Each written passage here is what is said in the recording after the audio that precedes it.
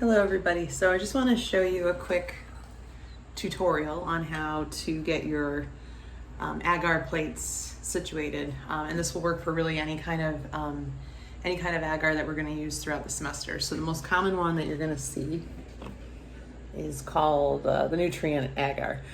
I already put this in the microwave. It's kind of still a little hot, so you might want to you should have gotten one of these, a little oven mitt or something, to take it out of the microwave, but about 45 seconds is all you need. Just keep an eye on it because it can get really hot very quickly and start kind of boiling over. So just be very careful with that. So again, I put it in the microwave. I took the cap, I loosened it, kind of took it off and just placed it on the top this way, just so that it was, nothing would contaminate inside of the bottle, but that it would, be able to bubble appropriately. So just watch it when it's in the microwave. Your microwave might be different depending on how strong it is. So again, I put it in the microwave. I got it into a very liquid. If you look, see how it's all liquidy in there? Make sure the whole thing is liquidy, because sometimes, there could still be a chunk in there that's solidified. Remember, when it's in the box, it's kind of in a solid state because it's at room temperature, so you have to make it hotter in order to pour it into your plate, and then use that to appropriately make your individual agar plates. So here is a plate. Okay, they're small. They're not normally this small, but the ones they send you are relatively tiny, we'll say, in comparison. There's a bottom and a lid. So the lid is actually the thinner of the two. If I put them right next to each other, you can hopefully see that. Okay, so the taller one is the base. The shorter one is the lid. Okay, so that fits right over the base like that. So what I'm going to do is, I don't want to have this open for a long period of time because I could risk contamination. Things floating around in the air might fall down in there and contaminate my agar plate. So I want to open it up and very diligently, very kind of promptly pour.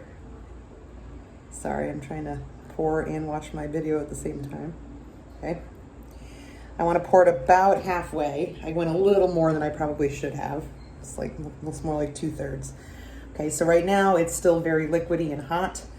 And I'm going to just kind of gently place, let me see if I can get a better angle on this. Hold on.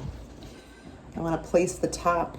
I don't want to put the top completely over like this because it'll take a really long time to cool back down, but I want it to just be kind of cracked. So if I zoom in here, see that? So it's basically just a little bit is exposed, and that will allow it to start to cool down and get back to room temperature again. So I want to kind of, again, cover it mostly. The reason I don't want to leave it completely open, yes, it'll solidify much quicker if it was completely open, but again, we're worrying about things falling in and contaminating the plate. So now that I'm done with that, I can go back to my old bottle here. In this case, I only made one. You're usually making multiple. I can kind of, right now, just loosely cap it because, again, it's really hot still. So once it starts to re-solidify, I can, cinch down the cap and put it back in my box. You're going to potentially be using, depending on how many plates you have to make in a given week, you might be reusing this one or maybe using all of it in one given week. So that is the essence of making a plate. And I will be bringing one in with me tonight just so you can see it when it solidifies and kind of what it'll look like. And from there you can, go over the surface and swab it with bacteria or cultures.